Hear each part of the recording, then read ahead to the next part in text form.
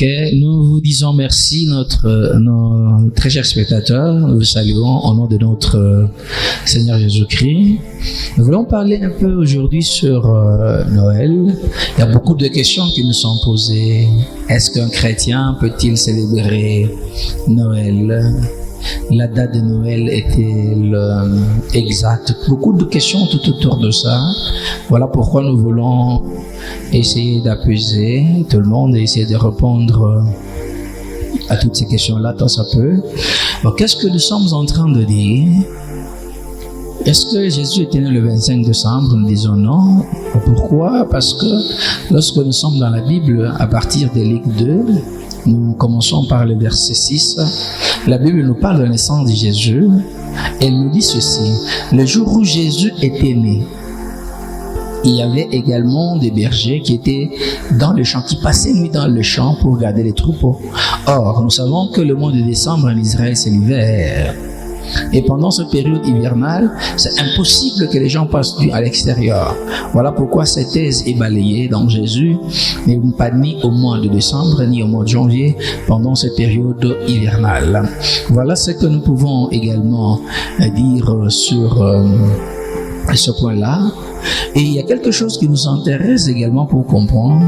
Elle nous pose la question: pourquoi la date de naissance de Jésus semble poser problème au moment où il y a des grandes fêtes anciennes, telles que Pâques, Pentecôte, Tabernacle? Toutes ces dates sont bien connues jusqu'à présent. Or, ce sont des fêtes qui ont commencé plusieurs siècles avant Jésus, mais leurs dates sont connues jusqu'à présent. Et pourquoi Dieu a-t-il caché la date de naissance de Jésus?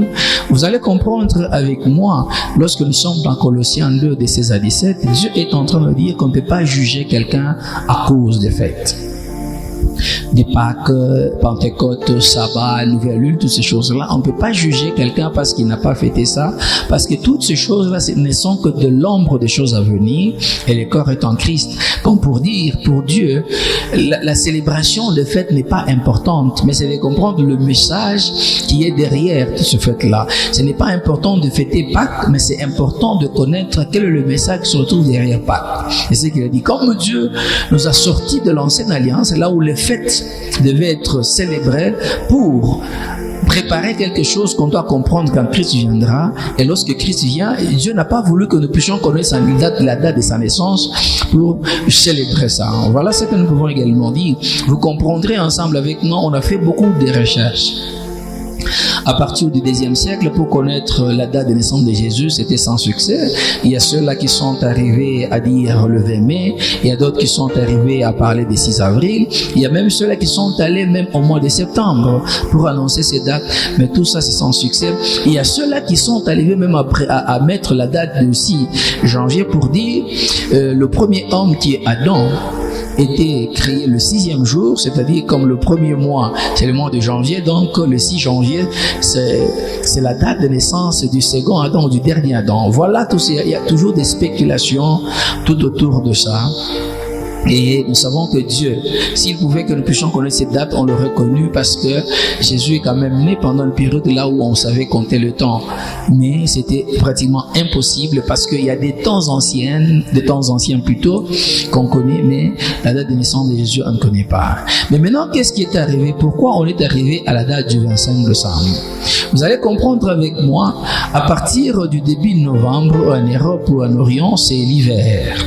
Et l'hiver, c'est la disparition du soleil. Le soleil n'apparaît pas et le soleil commence à apparaître vers fin décembre, à partir de 20 quelques là, et ça va apparaître. C'est-à-dire, on dit qu'à ce moment-là, le soleil disparaît. Le Dieu soleil disparaît. Et le Dieu soleil va renaître à partir du 25 décembre. Voilà pourquoi on célébrait pendant ce temps la naissance du Dieu soleil. La naissance du Dieu soleil. Et à partir du 17 décembre jusqu'au 25, comme à Rome, là, on célébrait la fête saturnale. Là, on disait que les morts se sont transformés dans la dimension des dieux, et à ce moment-là, on célébrait cette fête-là. Et le point de chute, c'était le 25 décembre, où on célébrait les dieux Saturne comme le dieu soleil, c'est-à-dire qu'il venait de renaître. Et comme on célébrait cette fête-là, Et pendant que Christ était là, on célébrait toute cette fête-là par les païens. Donc c'était une fête satanique. Même les apôtres n'avaient jamais célébré la naissance de Christ.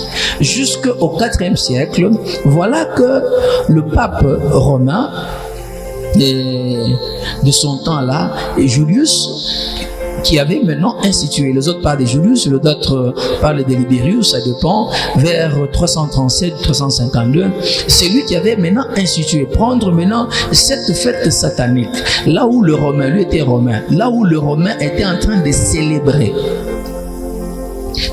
les dieux Saturne, le dieu Soleil. Ils avaient cette période saturnale là. Il vient maintenant faire de ça pour que ce soit maintenant la fête chrétienne. Même au début, les chrétiens avaient trop difficile d'accepter ça parce qu'on connaissait que non, ça c'est pour célébrer du soleil. Comment nous, à l'église, nous pouvons arriver à célébrer ça? Voilà ce qu'il y a là. Nous devons comprendre que le 25 décembre, c'est la fête de Dieu Soleil.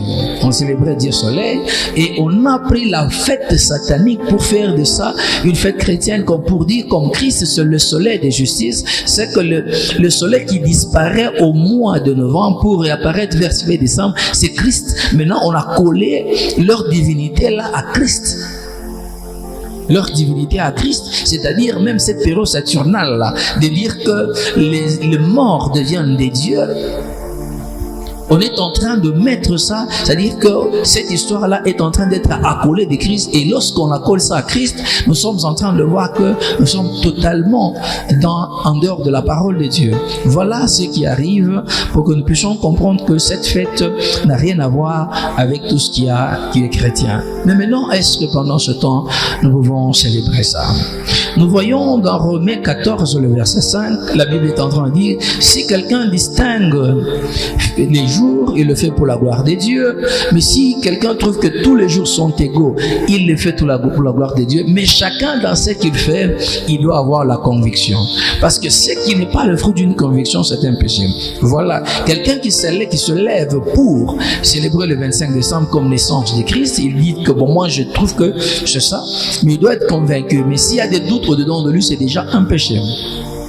Voilà. Mais même lorsque nous prenons ce verset-là, à partir du premier verset, de chapitre 14, premier verset, on nous demande de ne pas faire des discussions sur les opinions. Si quelqu'un distingue entre les jours, il le fait pour la gloire de Dieu. S'il ne le fait pas, c'est pour la gloire de Dieu. Mais souvent, on ne recourt pas à la fête de Noël, c'est beaucoup plus par la fête de Pâques, de Pentecôte, parce que les Juifs regardaient pour dire non, vous êtes maintenant des chrétiens, vous avez quitté le paganisme pour être dans la religion juive. Comment vous ne célébrez pas ça? C'est alors qu'on a dit que non, on ne peut pas se tirailler à cause de ça. Si quelqu'un célèbre ça pour la gloire de Dieu, il n'y a pas de problème. Si quelqu'un ne célèbre pas ça, c'est pour la gloire de Dieu, il n'y a pas de problème.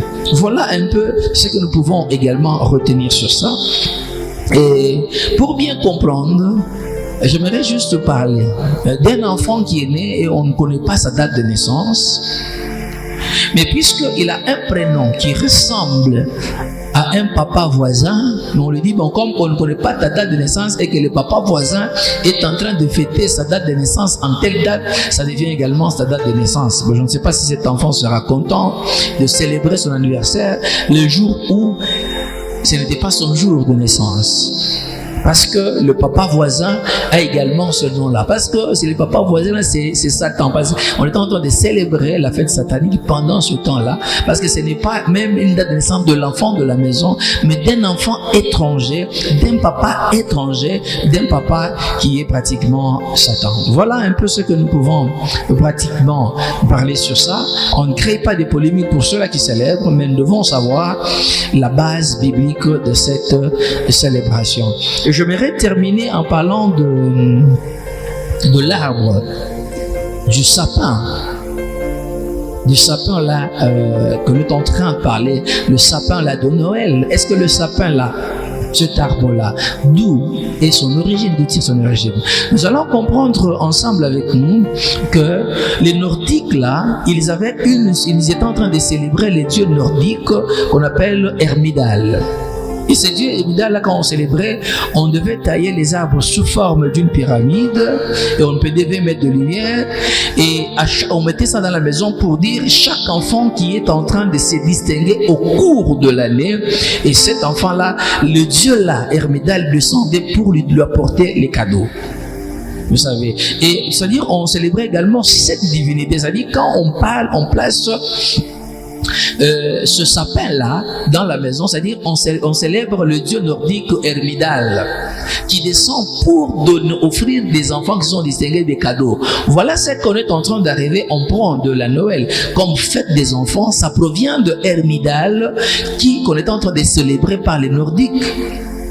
Et nous sommes en train de comprendre également, lorsqu'on est en train de tailler le sapin, là vous allez comprendre, c'est en forme de pyramide et au sommet il y a une étoile. Et là ça nous montre déjà, nous sommes dans la pyramide des Illuminatis qui sont en train de mettre la lumière au-dessus.